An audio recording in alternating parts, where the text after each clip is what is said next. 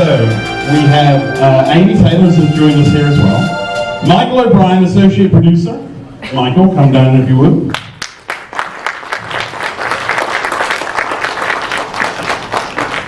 Matthew Bessel, sound design, please. I like the sound design you did on that, that was excellent. Dan Pico, editor. There's some brilliant editing there, well done mate, very good. Brad Zonka, prop maker. You did such a good job on Scotland, absolutely brilliant. David Woods, Steve. He wasn't in much, but boy did he die well. Didn't he do well? And then Alicia Williams, Joy. A great performance there. Leah Hutzbeck, Sister Leah, come on down, the price is right, and you were awesome. And I think we all agree she killed it as Skullgirl. Rachel Marshall, come on down please. And I love the with or without the glasses, Hannah Cohen Lawler, Brianna, amazing. Our executive producer, Anista Avina.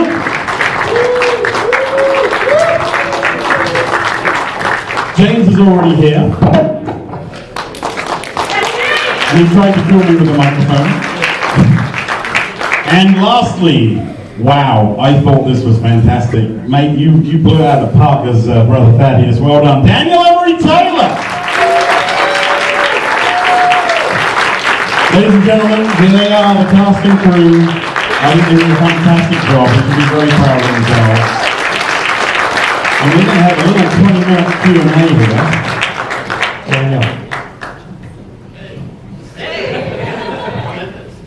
here. You are. I have 2 mics left. So, James, I'd like just to ask you about, the HSPPA, the involvement in that to get to this point with this movie. Tell me a little bit about the force of nature that you are. The HSPPA is the Horror Sci-Fi Crop Preservation Association.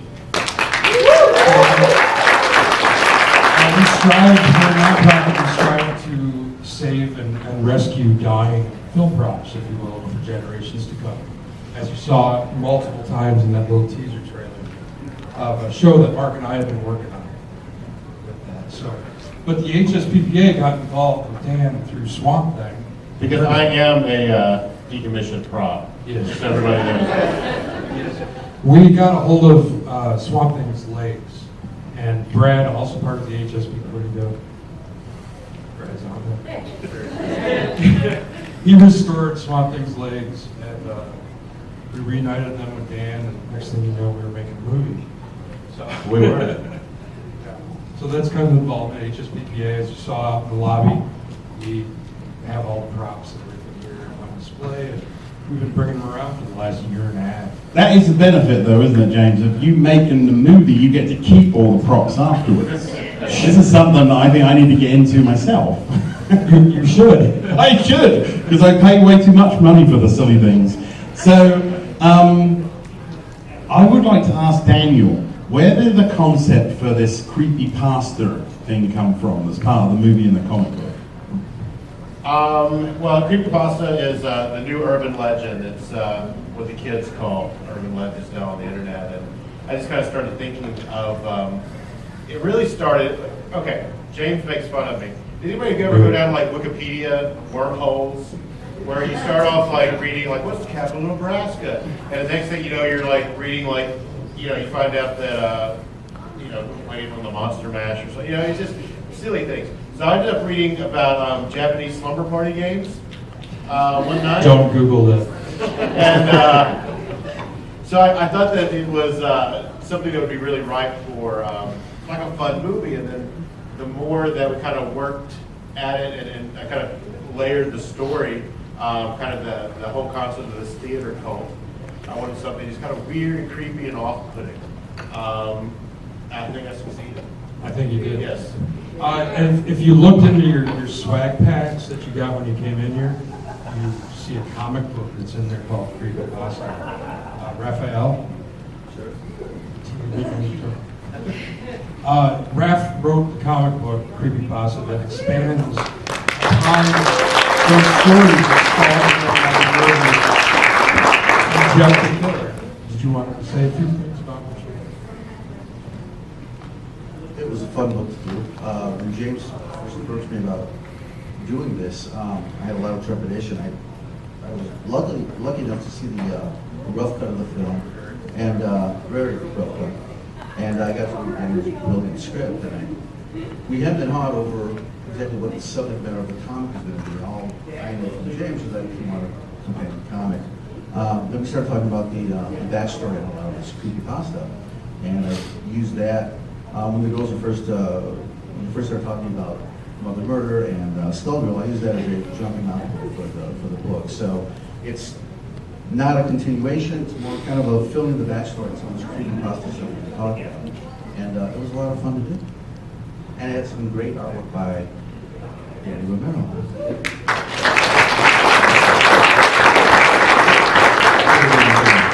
Who also designed all the pins you're wearing.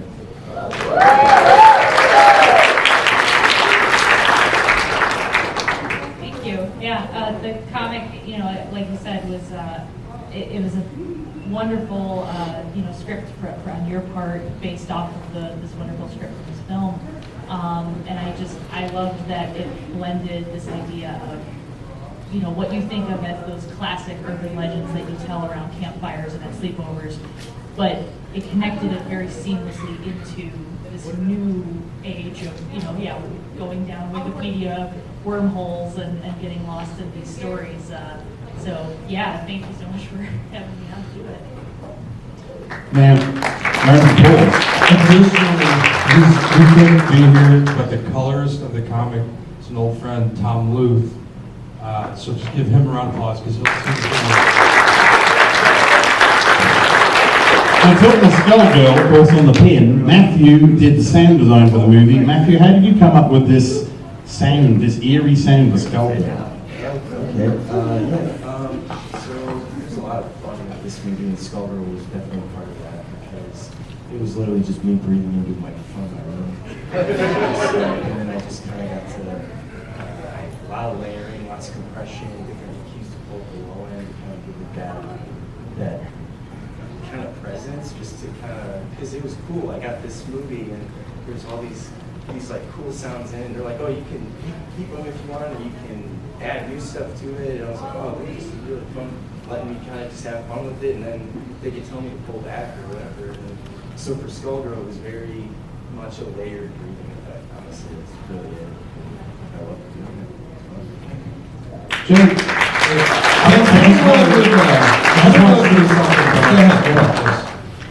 Matthew, sound design, a lot of people don't realize what goes into this, but if you close your eyes and think about the movie you just saw, every time you heard a foot in a carpet, a bag move, a bird chirp, it was this guy.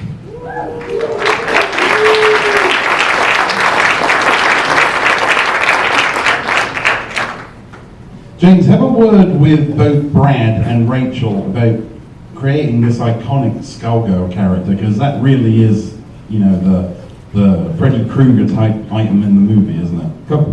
Come down center. We're all tied together.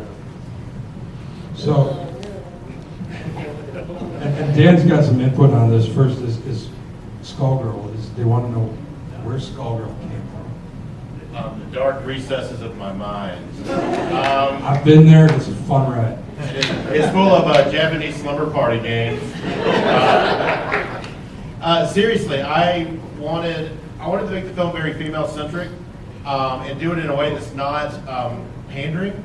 I hate when it's like, oh, look, we've got female characters in our movie. Now, I wanted to make That was very Brother Thaddeus. that was female characters of evil. So I just wanted a badass female killer.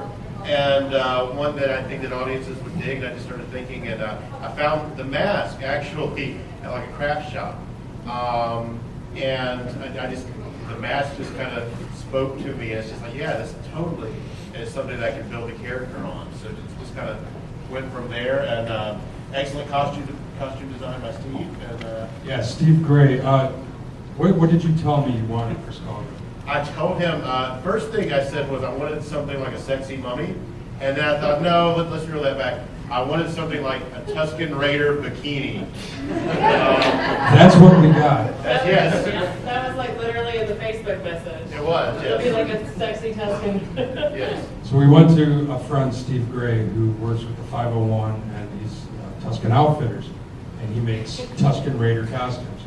So he made Tuscan bikini for Rachel. And then I made the knife. Yeah, I can hear it. Anybody else hear me? Then I made the knives, the shotgun, the knife, the staff, pretty much everything that kills somebody. Now the knives though that she carries followed that same pattern. Yeah, so he just said, this is a drawing of the costume, make things. So I had to come up with something that would look kind of old and passed down from generations, because Was from way back in the 90s. So it had to look 90s-ish. Like it had a lot of years on it. And then Rachel, your inspiration for Skullgirl.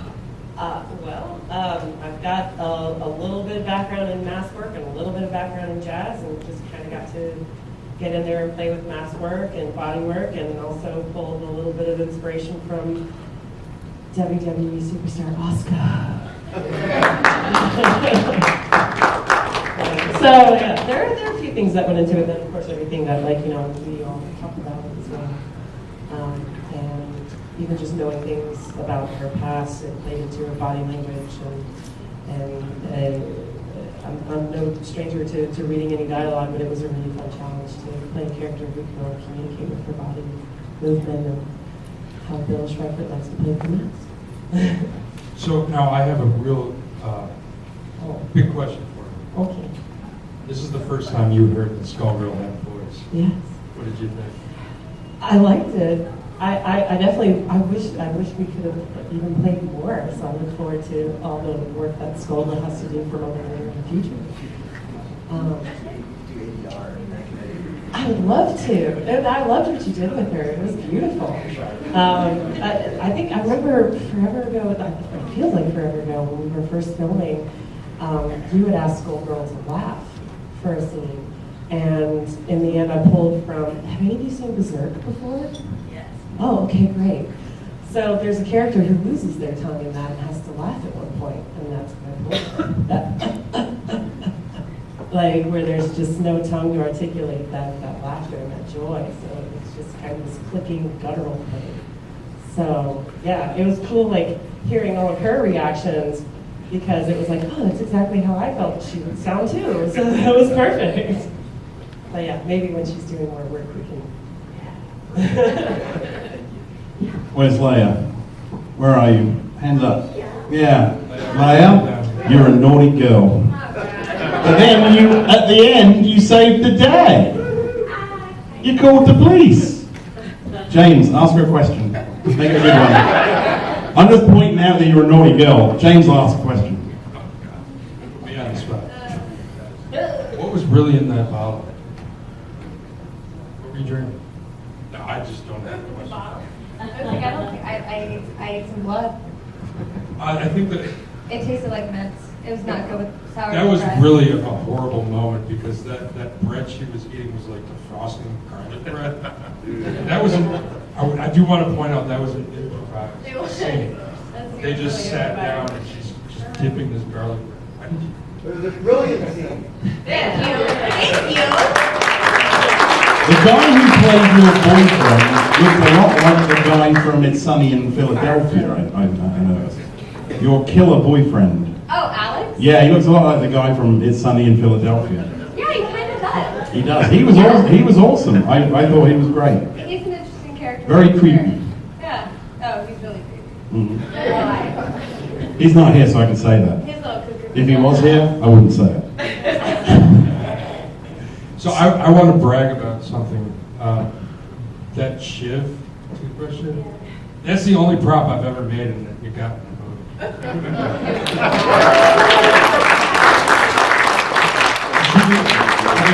But she also insisted on a second one because she refused. There's scenes where she was brushing her teeth with it. I just assumed James would know how to make a toothbrush shiv. And like 20 minutes before filming, like, hey man, can you make a toothbrush shiv? And he's like, what? Oh, you know, you're in prison. And he made it work. He figured out how to. At 10 o'clock at night on the streets of Alabama. Yes. I was sharpening a toothbrush. I mean, you never know when things are about to pop off, and you have to improvise and work with what you got. I just want to brag on Leah, who, gosh, you just really owned that performance, and it's just so. It's like she's kind of like her in the film, but she's also kind of terrible, and it's just kind of you walk that line. Thank you. Yes. So, Hannah, what was it like to be possessed by an ancient witch? Wow. It was, I don't want to get dark, but it was actually heartbreaking. I mean, it's the story of sort of, you know, all those classic stories of like, I'm a nerd, but I feel like I'm meant for something bigger. But her bigger thing was like, she shouldn't have.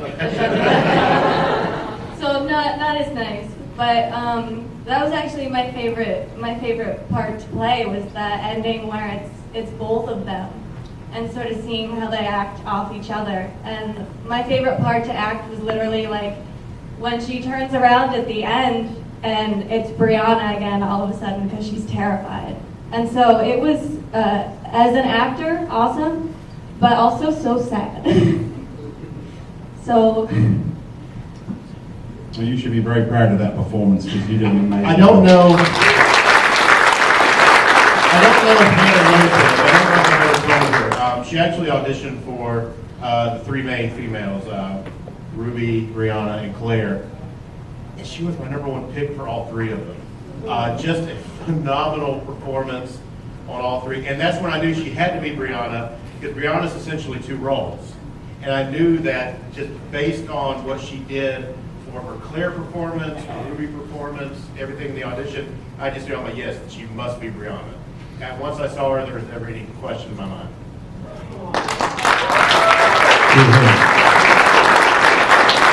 Daniel, since we're talking to you right now, we know you're a child actor. In fact, I think... Before you start, Go ahead. I want to I started at apologize 19. to Brianna about that scene where you're drinking out of the goblet publicly. They force-fed her V8. It's one thing to drink V8, it's another to be force-fed the V8. And you don't see it. It was unnecessary. We thought she needed some vitamin A, okay? She was looking a little pallid. I got my vitamin A, for sure. You nailed it. Just so you know. But what made you want to create films when you were a child actor? You know, it was the fact that on set, everybody was, you know, I worked with Heather Locklear, I worked with Joey Segal, I worked with some really phenomenal actors on the set of Return of Swamp Thing, and everybody was hanging out with them, and I was hanging out with the stuntmen and the FX guys, and Jim Wynorski, the director, and the lighting guys, because I just really became enchanted with the just process of making a movie. And I think everybody's heard the term movie magic all the time. That's what we do, we make movie magic. Movies should be better than reality. Movies should take you out of whatever you're going through for 90 minutes, 2 hours, and should just give you the opportunity to escape.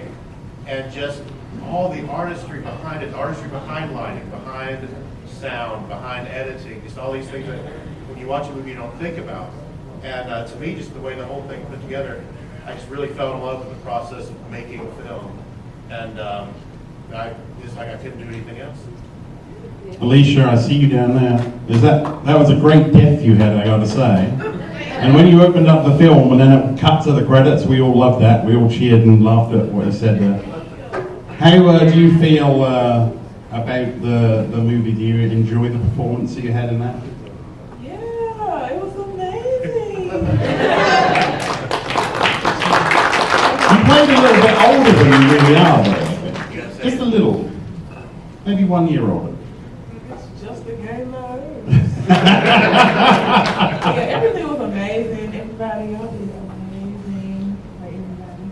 So yeah, I'm just excited. excited to be here as well, you guys. I'm so grateful. So yeah. Well, we're excited to have you. You did a great job. Thank you. Thank you very much. And then a couple of other people I want to include here. Amy Taylor. Did you enjoy the film, Amy? Very much. Very much so. Excellent. Do you have any comments you want to make about anything that happened on the set that you were surprised or amazed at? Nothing surprises me with my husband. I've met him, you're right. Yes. Good man, though. And then down the end there, we've got our executive producer, Ernesto Avina. Ernesto, you did such a good job. I hope that we get another movie out of you after that. I hope so too. Thank you. I hope you enjoyed it. I did. I did, Everyone good. did an amazing job. You guys were all phenomenal. I mean, I saw the script 2 years ago, read it, and the vision that you have definitely makes the big screen. So, thank you, David. Well, I'm going to turn the mic over now before I end up everything with James. James, you got some comments you want to make about the Well, Kickstarter? before we do, I wanted to formally or reintroduce Dan Pico to everyone who edited this beast together. What sound design without the editor is kind of who puts it all together so that you can see this thing, makes it come together. And Dan is phenomenal. I've been working with him for almost 20 years now. And I don't think we could have done this without you, so we are. Is there anything you wanted to say about working? Because Dan lived on this movie almost as much as me, Daniel did. So is there anything you want to? It was a real pleasure to be able to work with Daniel for the first time. Hopefully we'll be again. And James, it was great to work together again since the last time was 2007. Feral Darkness. So it was great to work together again, and editing horror films is a lot of fun. And I had a blast cutting all of your performances. It was so much great material to work with, and thank you, everyone, and I'm just very happy to be here, and thank you again.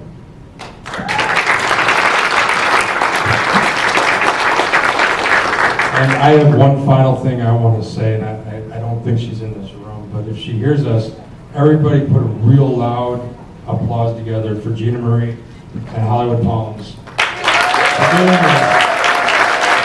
He is a saint of movies. She made this all happen for you. So, thank you. But I'll also mention, the HSPPA has a Facebook page, as does the Prop Stop, which is, what I do, similar to what James does. I collect movie props.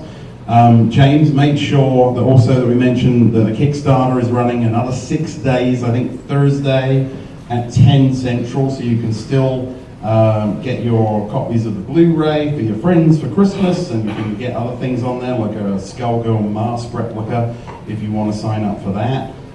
Propped is the TV show that me and James were secretly in for the last year working on. So obviously now that AE people know that means that there's AE people who are going to put it on Facebook and tell everybody that we're doing it, so it's no longer a secret.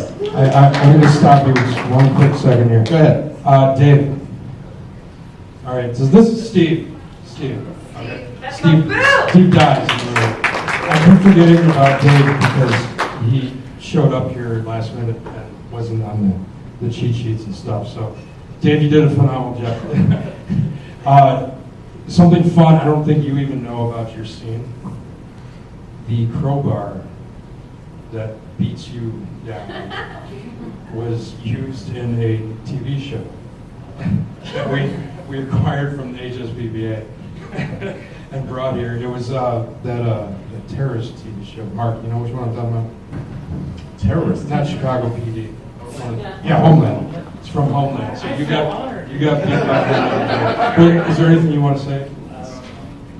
I was just glad to be a part and had the most comfortable wardrobe ever. So thank you for letting me be comfortable and be a part of the show. I appreciate it.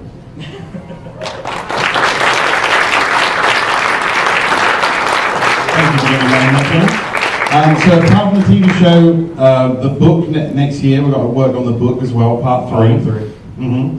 Anything else you can think of before we let these people go home? If you look on your tables, and it's all in your bags, there's a flyer. That's our Kickstarter that's going on right now to pre-order the Blu-ray. And with pre-order, I just hit myself on this. With pre-ordering the Blu-ray, you can get your name in the liner notes. You can get the comic books, which includes a variant comic book that was, the cover was drawn by Dan Parent, who does Archie comics. So we're very excited about that. You can see some pictures out there.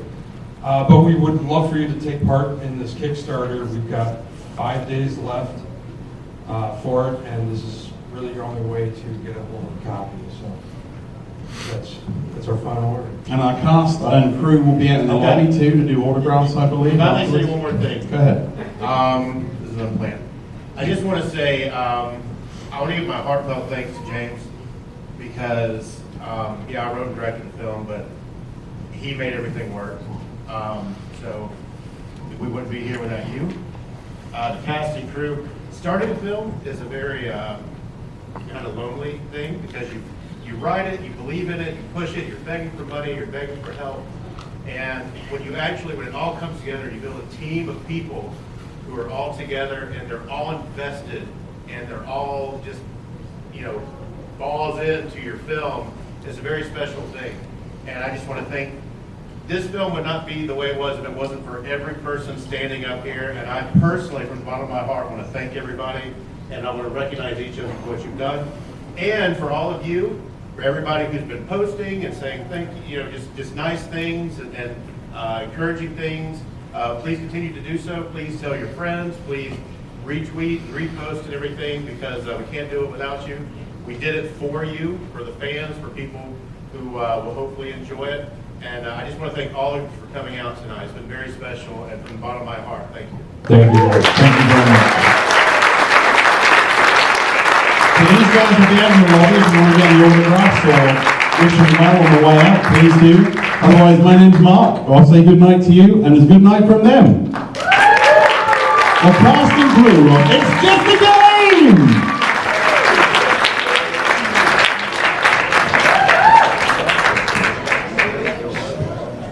Have a safe trip home, guys. Drive safe.